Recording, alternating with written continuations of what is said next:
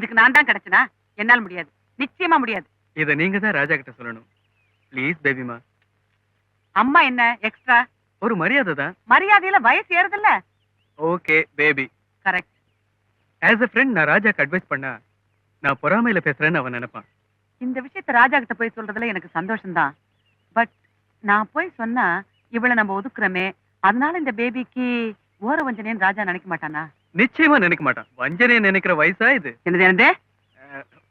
வாழ்த்துற வயசுன்னு சொல்றேன். எப்படியோ என் பாரத்தை நீங்க ஏத்துக்கணும் பேபி. இந்த எல்லோ ட்ரெஸ்ல சும்மா ஓஹோன்னு இருக்கீங்க. Something like an angel. ஒரு தேவதை போய் சொன்னா எப்படி? தேவையில்லாம நான் போய் சொன்னா எப்படி? உங்க அபிப்பிராயம் என்ன?